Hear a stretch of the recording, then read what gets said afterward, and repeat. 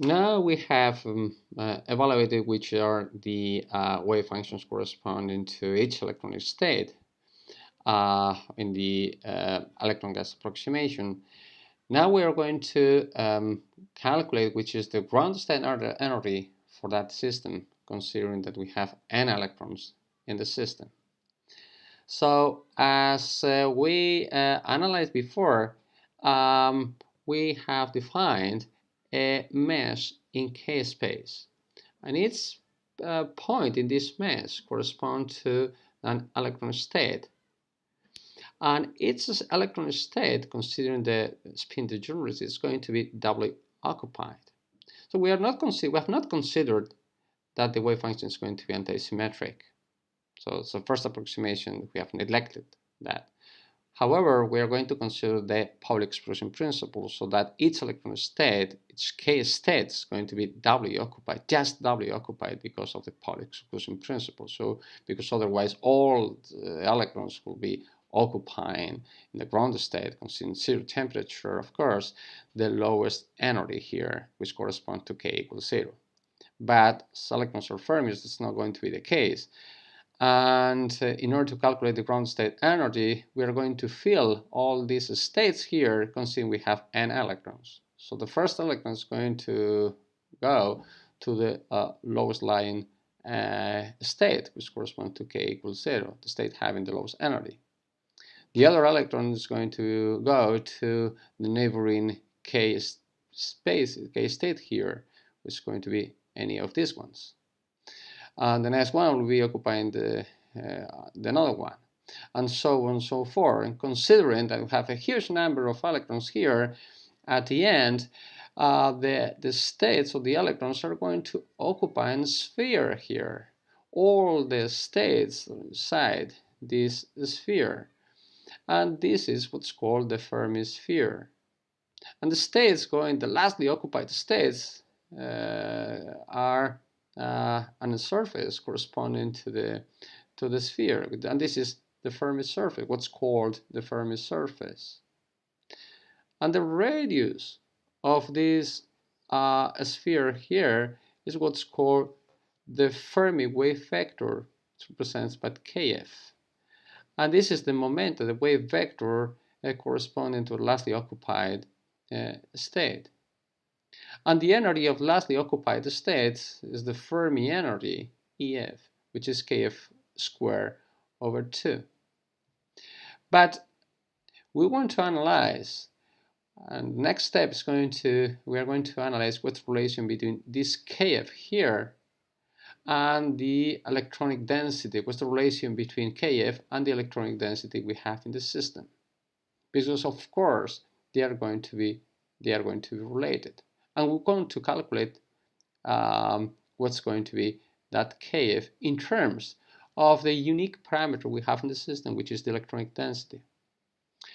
And in order to do that, this is just a matter of counting the states that are going to be occupied here in this k space, considering that we have n electrons in the system. So the number of states that are going to be occupied are n, which is the number of electrons we have. And for that, we have to compute first, which is the total volume corresponding in the k space that's going to be occupied. This is the volume of the Fermi sphere, which is 4 over 3 pi, the radius, which is kf to 3. Then we have to consider which are the number of k states that we have per unit volume in k space. That was the factor we calculated before, considering these Von-Neumann conditions, v over 8 pi to 3. And then we have to consider that, again, we are considering the Pauli exclusion principle, so that each k state is going to be doubly occupied, so a factor of 2.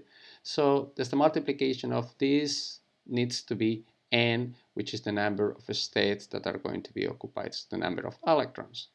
So that's easy, and that's the relation that we have between n and kf. Or put another way, if we bring v to the other side, we have that the electronic density is related with kf, with that expression. Extracting k from here, we have that. And of course, instead of the electronic density, we can also use the average interelectronic distance, which is the RS parameter, and we can express the Kf value in terms of RS, which is this one.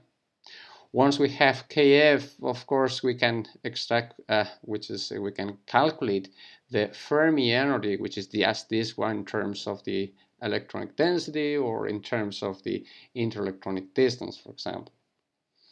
So now we have which is the Kf value in terms of electronic density, or the Fermi energy in terms of electronic density. And the next step is going to be what's the total energy of the system. So the ground state energy of the system. Of course, we are considering T equal 0.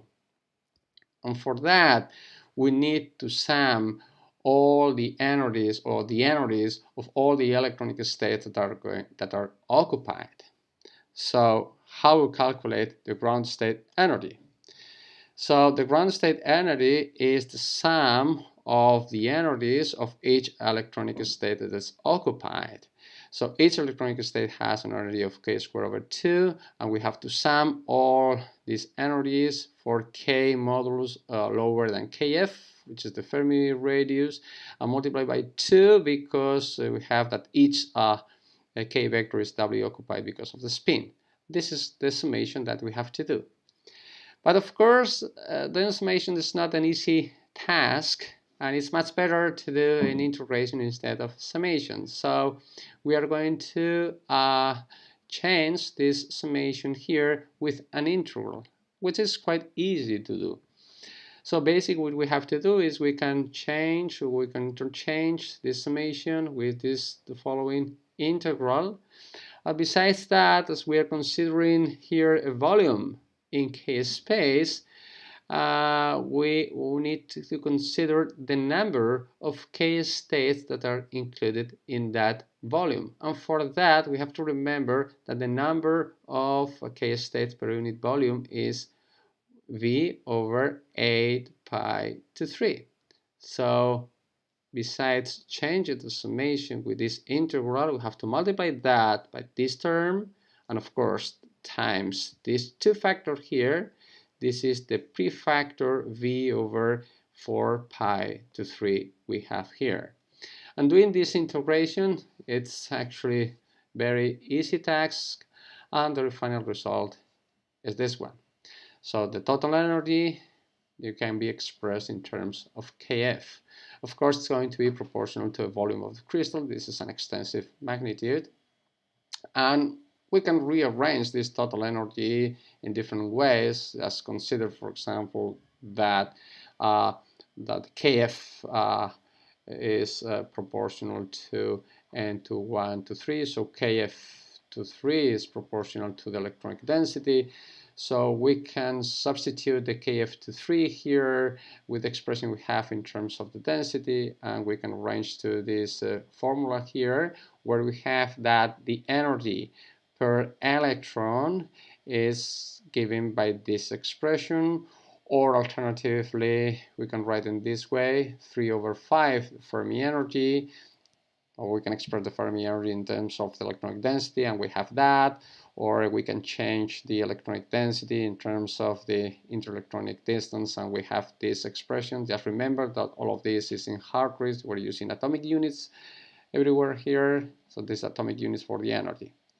So according to that, we have obtained within this simplest model we can consider for a system, which is the free electron gas approximation, where we just have the kinetic energy in the system.